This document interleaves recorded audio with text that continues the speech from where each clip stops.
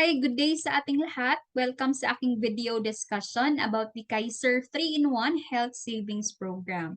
So before anything else, let me introduce myself. I am Suitsel Ingay Celeste. I'm a certified associate financial planner, a life license underwriter, an IMG CEO marketing director together with my husband po. So we are doing this full time. And by the way, the exclusive broker po ng Kaiser is si IMG or International Marketing Group. Okay, so start po tayo sa ating discussion.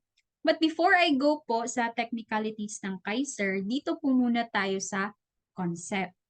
So there are three what ifs po sa buhay natin. So number one is, what if I die too soon? Sino yung magte-take care ng aking family members? Lalo na if we are the breadwinner, no? Tayo yung source of income ng ating family. And second question is, what if I get sick? Sino yung magbabayad ng aking hospital bills? So alam naman natin, no, mahal pong magkasakit. So kailangan prepared din tayo dyan. And the third question is, what if I live too long? Sino yung mag-aalaga sa akin? With these three questions, kailangan pong maging prepared tayo financially. So if we die too soon, our solution is life insurance, an instant money for our family members. If we get sick, our solution is long-term healthcare na magbabayad ng ating hospital bills. Of course, yung healthcare na hindi lang tayo covered while we are still working or below 60 years old, but yung healthcare na kahit hindi na tayo nagtatrabaho at we age beyond 60 na, ay covered pa rin tayo. And if we live too long, our solution is investment po, money working for us para po sa ating retirement. So good thing we have this Kaiser. It's a 3-in-1 health savings program. It actually answers our three major financial needs. So number one, once we are a plan holder, meron na yung life insurance coverage. So mati-check na natin yan. Second, meron na din siyang healthcare coverage. So at least somehow, di ba, matutulungan tayo when paying the hospital bills. And meron na din po siyang investment. So somehow with these three questions, Kaiser can assist us financially. So how it works yung Kaiser. So by the way, Kaiser long-term care is an individual plan. Meaning kung sino lang yung plan holder, siya lang din po yung covered. And Kaiser is a 20 years contract. Meaning once we are a plan holder, covered tayo initially for 20 years. However, hindi po tayo 20 years maguhulog sa Kaiser. 7 years lang po. So from 1st to 7th year, that's the time na maguhulog ng ating Kaiser savings. After 7 years, stop na pong mag-save. Starting 8th year, papuntang 20th year, ipapagrow po yung Kaiser natin, Kaiser fund natin. And on the 20th year, matured na po yung plan, good as cash na po siya. So during this time, meron na po kayong option na i-withdraw yung Kaiser fund ninyo or continue nyo lang pong i-save, retain it with Kaiser para lifetime tayong covered. So later, i-discuss ko po yan further. So dito muna tayo sa first year. So after natin makapagpulog ng 1 year, may mga benefits na tayo na ma-avail. Number 1 is annual physical examination. Meaning magpapa-CBC, stool and urine analysis, ECG, X-ray, pap smear for women, free po natin yan na ma-avail. Second is dental benefits. Magpabunot ng ngipin, magpapasta, magpa-cleaning, dental check-up, free na din po yan as a plan holder. Benefit 3, 4, and 5, in the event na magkasakit po yung plan holder, need ma-admit sa hospital, pwede niya pong gamitin ng Kaiser pambayad sa hospital bills. So the amount of coverage, depende po siya sa plan na napili natin. So later, introduce ko po yung mga plans based po sa edad natin. And number 6, waiver of installment due to death or credit life. Meaning po niyan, di ba po 7 years tayong maghuhulog sa Kaiser. Let's say, pagdating pa lang ng 4th year, ay nag-pass away po yung plan holder. So, obviously, hindi pa siya tapos sa savings niya. Pero yung gagawin ni Kaiser is i-waive niya po yung installment, mafu-fully paid na po yung savings niya. Ngayon, since nag-pass away po yung plan holder, meron pong ma-receive na life insurance money yung naisulat niyang beneficiaries. And then yung mismong plan niya po sa Kaiser, hindi pa po yun mataterminate. But rather, matatransfer po yung plan doon sa nasulat niyang primary beneficiary. So, making that person the new plan holder. At yung person na yon, siya na yung magko-continue na maghintay na matapos yung remaining years ng 20 years para mag-claim na naman ng maturity money or all unused fund po. Okay? And number 6, waiver of installment due to death or, waiver of installment due to permanent disability. So meaning po niyan, if while naguhulog na permanently disabled yung plan holder, automatic fully paid na po yung savings niya. Hintay na lang na mag-mature. And number 8, covered tayo sa Kaiser sa term life insurance within 20 years. Number 9, if due to accident, maputulan tayo any parts of the body, meron po yung katumbas na peso amount. And number 10, pwede pong gamitin ng Kaiser sa mga accredited hospitals and clinics dito sa Pilipinas. Okay? So, yan yung mga benefits natin. Ngayon, for the first 7 years or habang naguhulog po yung plan holder, hindi po muna ika-covered ng Kaiser yung mga pre-existing illness ng plan holder. So for example, si plan holder ay meron siyang existing asthma, hypertension, diabetes, etc. Habang naguhulog pa, hindi po muna yun covered ng Kaiser. So pre-existing illness, start ng coverage niya ay 8 year onwards na po. So ano lang yung pwedeng paggamitan ng Kaiser habang naguhulog pa? So yung mga hospitalization na hindi related sa pre-existing conditions. Okay? And what's good thing, if hindi rin magagamit ang Kaiser for the first 7 years, 85% ng ating contract price yan po yung total na nahulog natin. So 85% of this ay isa sa uli po yan ni Kaiser pagdating ng 20th year. Kumbaga, may cashback po because you stay yourself healthy while naguhulog pa for 7 years. Okay? So yan po yung coverage natin within 20 years. So dito tayo sa 20 years onwards. Ano yung mangyayari? So assuming yung kinuha nating plan ay plan K100. Pwedeng kumuha ng mas mababang plan, pwede ding mas mataas na plan. For the plan K100, maturity amount on the 20th year, good as cash, nasa 1.1 million po yan. So buo po yung makukuha ng plan holder on the 20th year if ever hindi niya po nagamit si Kaiser within 20 years. But for example, on the 11th year, nagkasakit po yung plan holder. Si Kaiser yung nagbayad sa hospitalization. Example, 50,000. So yung 50,000, ibabawas po yun dito sa 1.1. Okay?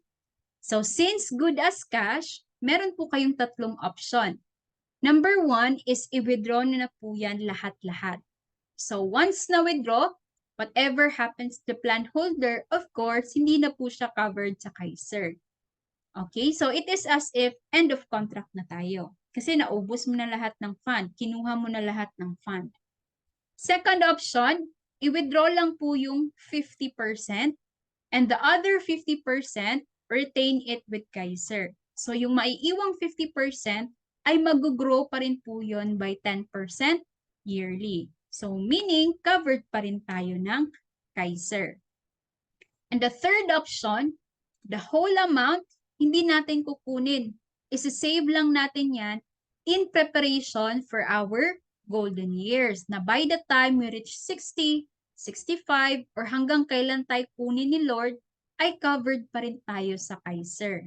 So basically, mag-end lang po yung kontrata natin sa Kaiser the moment na naubos na yung fund. But as long as meron pa, still mag-grow po yan by 10% yearly and covered pa rin tayo. Okay? So, yan po yung coverage natin. So, ngayon, dito tayo sa mga plans na pwede nyo pong i-save. So, for ages 10 to 40 years old, yung pinakamaliit na plan na pwede nyo pong kunin ay Plan K45. So, ito po yon, Plan K45. Kung ages naman 41 to 50 years old, yung pinakamaliit na plan ay Plan K60 po. Yan, ito po yon, 41 to 50, Plan K60.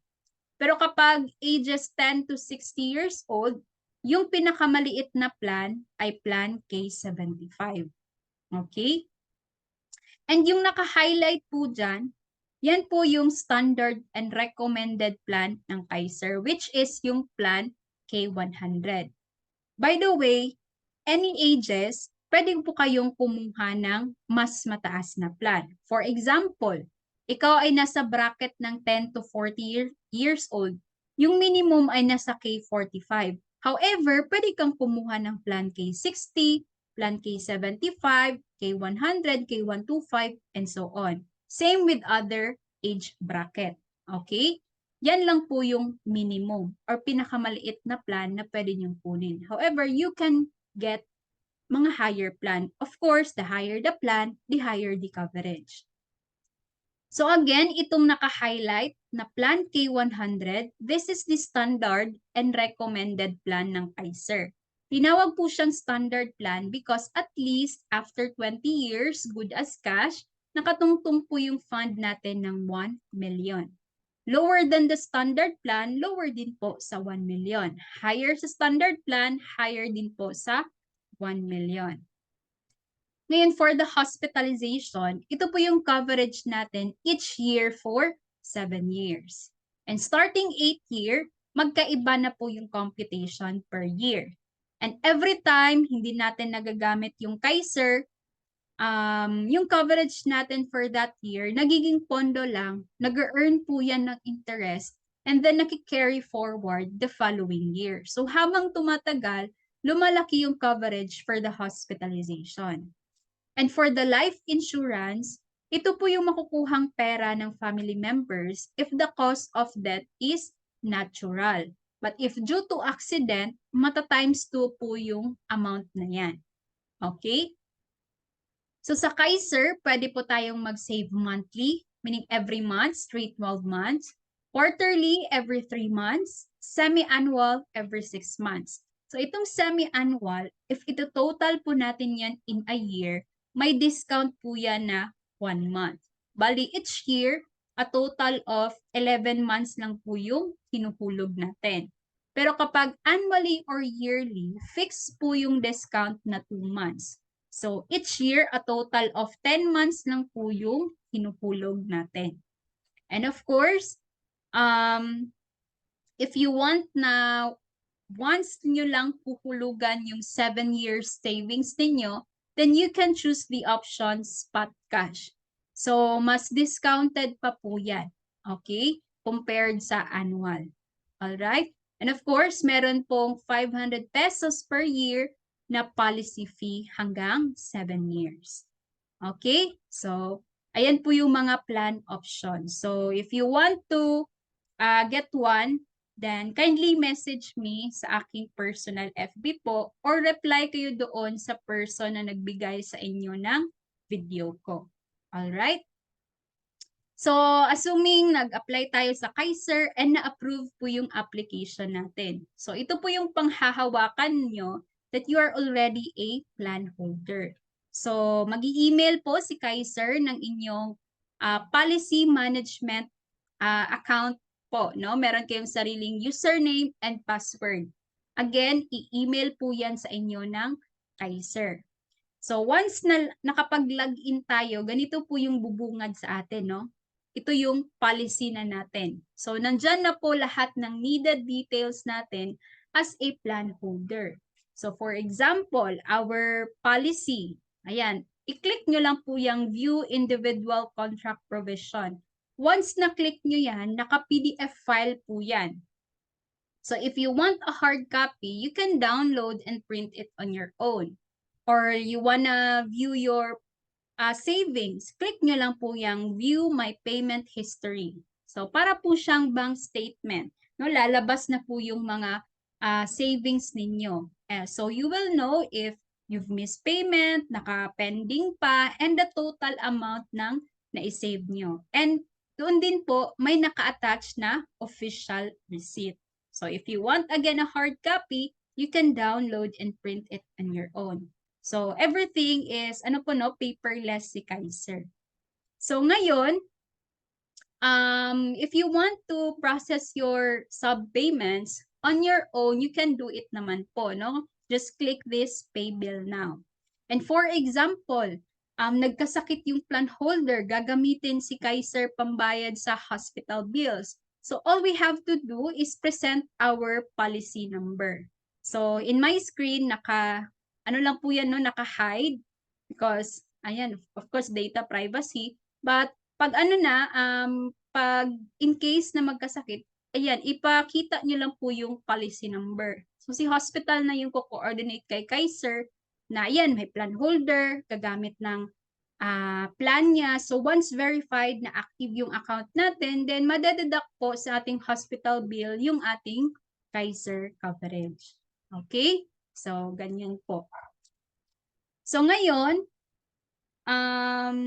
ayan, meron din tayong mga accredited hospitals and clinics dito sa Pilipinas. No? So, pwede kayong pumunta sa link na to or scan this QR code. Ayan, type nyo lang po doon, input nyo lang po doon yung lugar ninyo. So, for example, Cebu City or Davao City, ganun po. And by the way,